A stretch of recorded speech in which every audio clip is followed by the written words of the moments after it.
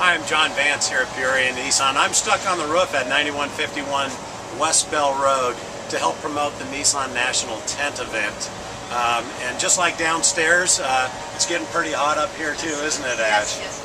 It definitely is. Joining me now is Ash Adams with the Shade Foundation, and what a great day for her to come and talk about skin cancer prevention on a day that is known as No Friday to help skin cancer awareness all over the country. So Ash, thanks so much for joining us. Really appreciate you being here. Thank you for having us. Yeah. We're excited about this. Yeah, absolutely. A couple questions for you. Today is National No Friday to cap off the National Skin Cancer Awareness Month. Can you start us out with some of the basic ways to protect our skin predominantly, right, from the massive sun exposure that we all get here during our extreme heat in Phoenix? Yes. Part of the history of No Friday is that we don't want you to fry. We don't, it's Memorial Weekend, the kids are out of school, kicks off the summer months of time to be out on the lake, time to go out to play, and be outdoors more. But part of No Friday means don't burn, avoid sunburn, avoid being out there. And that's why we want to kick it off with be sure to be smart when you're out there. Got my bracelet on even. Exactly. Yeah, thank you for that. Are there certain types of sunscreens that the foundation recommends that perhaps work better than others to protect folks? The two main ingredients are active ingredients are titanium oxide and zinc oxide.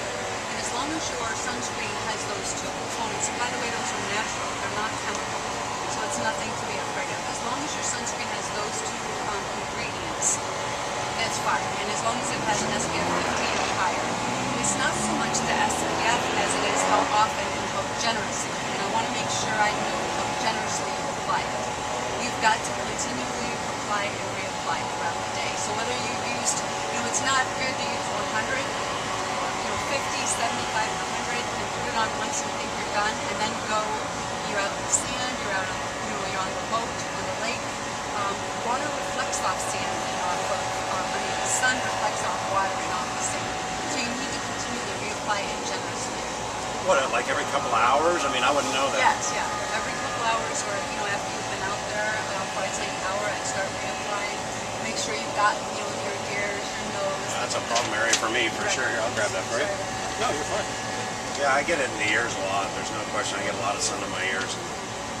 Reapplying, I think, is one of the things I can tell you for me, right? A lot of the times I'll just put on protection, right? I'll do it one time, and I think I'm good for the day, right? And you're not. And the people need to remember, especially, and it doesn't matter. I mean, we need to protect our little kids, and I think we've finally gotten the word out that they're protecting their little ones in the strollers, and parents and adults are being smart.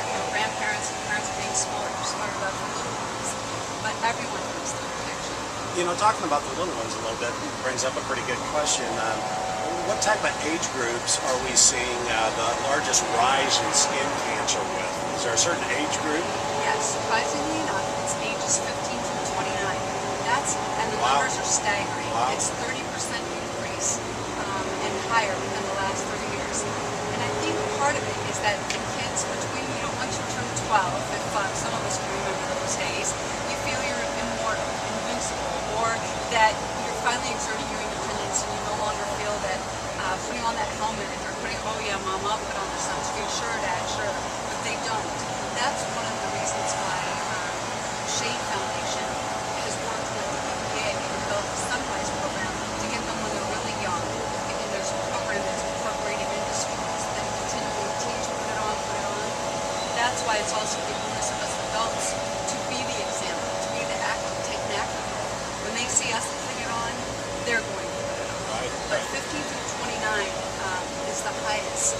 They're having the highest rates. That's amazing. Skin cancer, more than any other skin cancer. You wouldn't guess that it would be that age group. And they need to be more aware too, and be told that it's not good to burn, it's not good to get a tan, and it's especially not meant to get into sun tanning beds. You know, I mean, that brings up takes me kind of down a different path. I mean, you're here with an umbrella today. There's got to be some lifestyle choices, right? Right. That we can make beyond, not that protecting our skin isn't important, right? Right. With, sunscreen protection, but there's other lifestyle choices that we can make. Yes. No differently than what you and I have on here today, That's right? absolutely correct.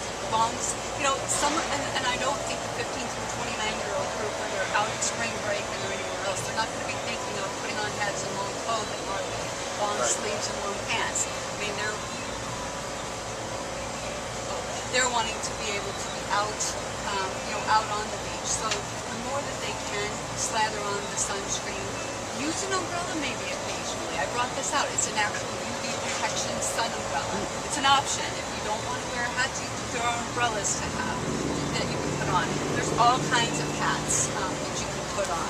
Wide brim, all just You've got a good one here too. Yes, I see a lot of the ladies wearing these. I mean, look at this. Right. I wouldn't mind wearing that up here on the roof for the next few days, I can tell you that. Well, there's all kinds of things that they can do in that age bracket specifically to still be, conscious and aware of their skin health and how they're feeling about what they look like. Really interesting about the 15 to 29 age group. I mean, you brought something up for me that I think was great, and I actually just handed it out to a couple of friends that were up here visiting on the roof this morning. And it's a DVD, and it's Skin Cancer. It's a guide to detection, how to detect yourself. And as you know, yesterday I put myself in an infrared box, which we're going to be posting here pretty soon. Embarrassingly, but I did.